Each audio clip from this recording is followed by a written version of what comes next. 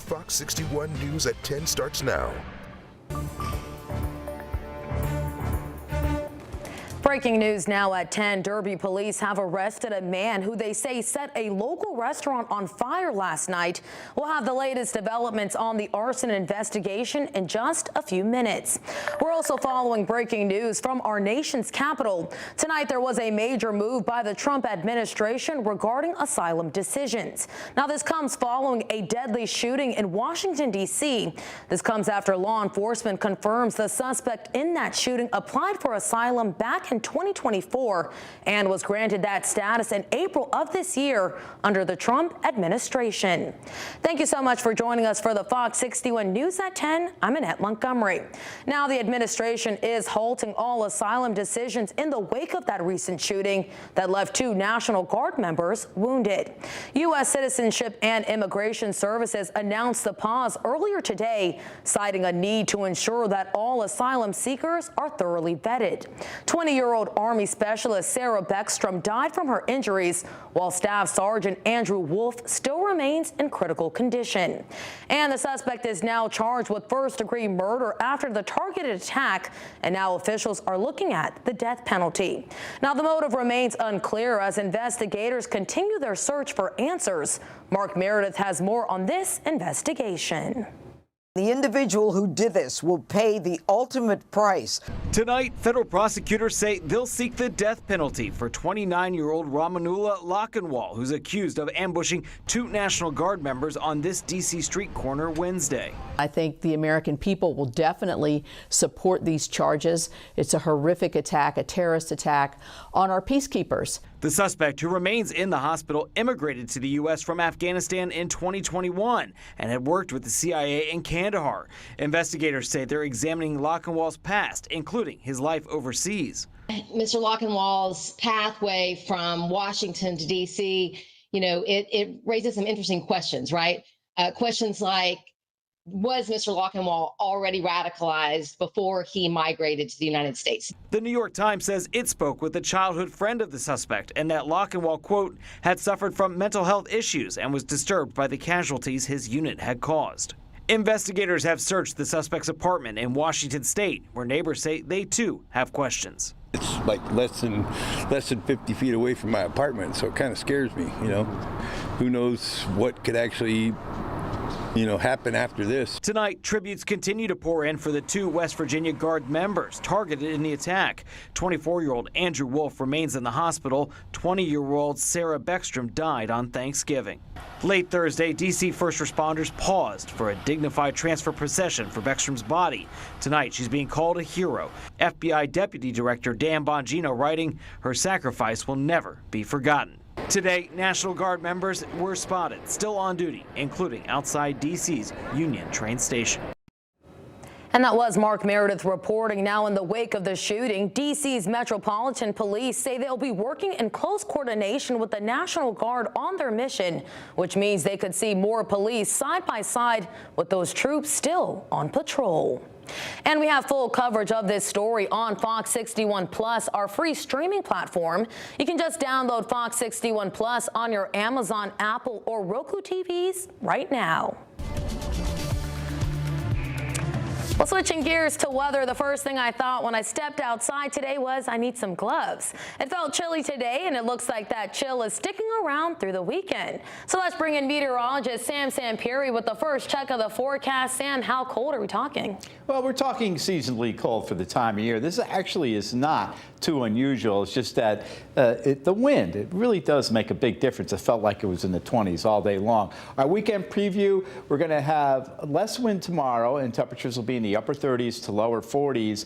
And then on Sunday, we're going to have a rainy day, but it will warm up. But on the onset precipitation, we might have a little bit of sleet or snow up in far northwestern Connecticut if it comes in the morning. Meanwhile, temperatures right now are averaging in the 30s to near 40. You see anywhere from 32 in Torrington to 40 in New Haven. And we have that wind going on still at about 5 to 15. So here's your wind chill. So it does feel very chilly out there in the 20s to near 30. We have those wind gusts too still. But these winds will diminish a bit. And live Doppler radar showing those snow bands that have been in the Berkshires, and upstate New York. Some of them have made it into parts of northern and western Connecticut, so don't be too surprised. See a couple flurries in your backyard there, and you folks in western areas.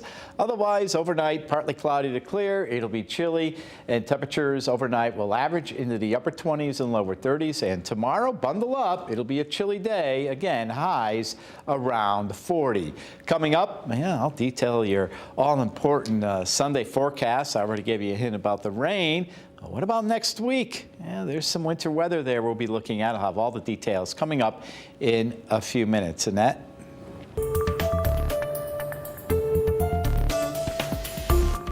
In the case of 11-year-old Jacqueline Mimi Torres Garcia, a potential wrongful death lawsuit is now being considered.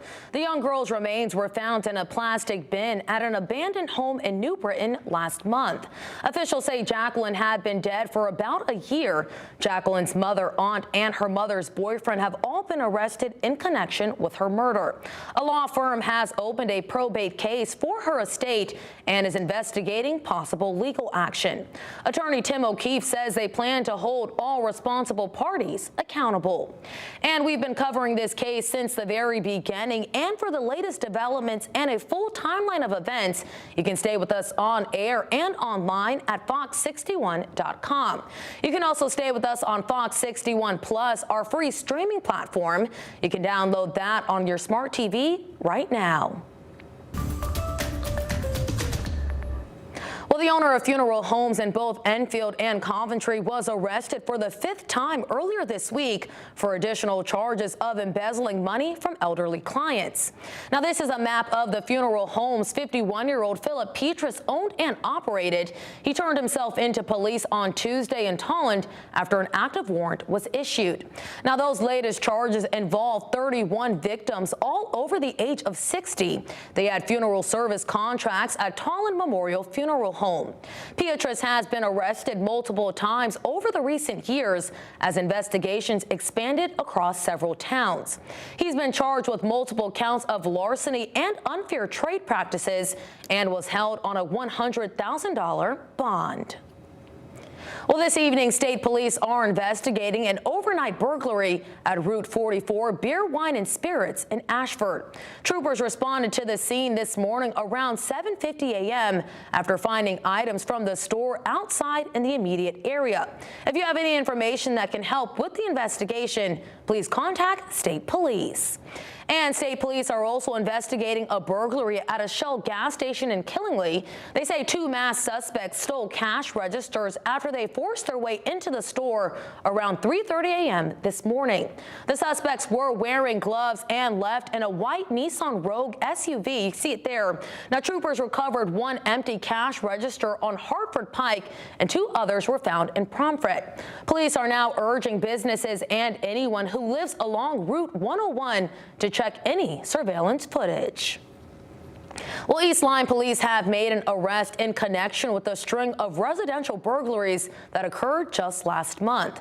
Police say they arrested 47-year-old Luis Velasco from New London earlier today. Velasco has been charged with 12 counts of burglary and other charges. He also had 17 warrants and is being held on a $770,000 bond. Velasco will appear in court on Monday. Now, we want to take you back to that breaking news we first brought you moments ago. Derby police have arrested a man in connection with a shed fire at a local family restaurant on Thanksgiving night.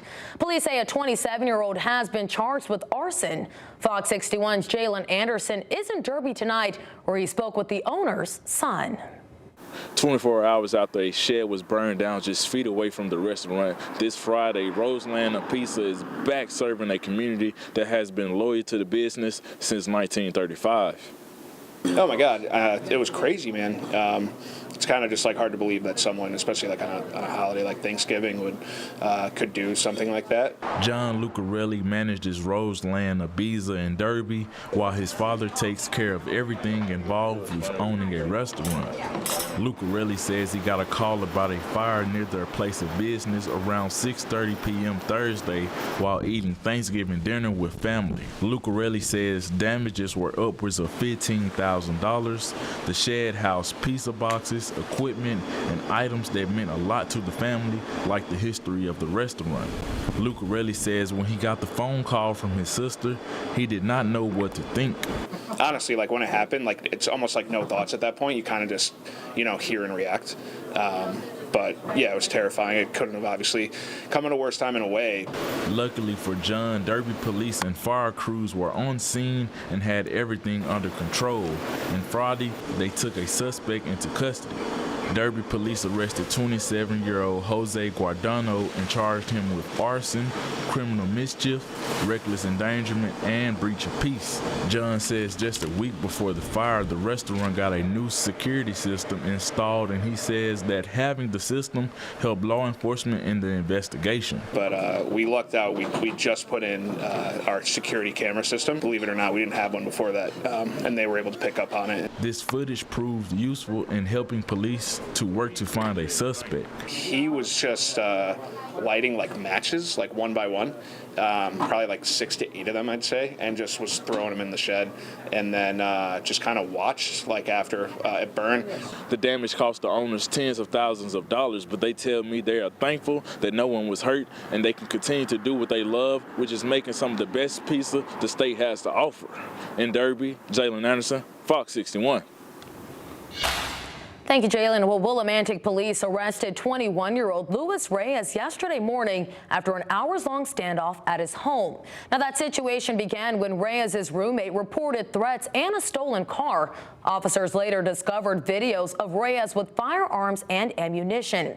They also recovered marijuana, THC vapes, mushroom, and an illegal AR-style weapon. Reyes has been charged, including with escape from custody and possession of controlled substances. He's now being held on a $50,000 bond. And police in New Haven are currently investigating an assault that happened early yesterday morning. At 1:28 a.m., officers responded to the area of Temple and Crown Streets, where they found a 27-year-old homeless man with a head injury. Police say the victim was struck with an unknown object, and hospital staff confirmed those injuries were non-life-threatening. The victim did not provide details on what led up to the assault. Tonight, police say this is still an ongoing investigation. And state police have identified the pedestrian who died after being struck by 4 cars on Interstate 95 in Stamford last week. State police say 34-year-old Jose Martinez Perez was hit by a vehicle around 6:30 a.m. on November 19th. 3 of the vehicles left the scene, and the 4th was unable to avoid the collision. If you have any information that can help with this investigation or dash cam footage from the area, please contact Troop G.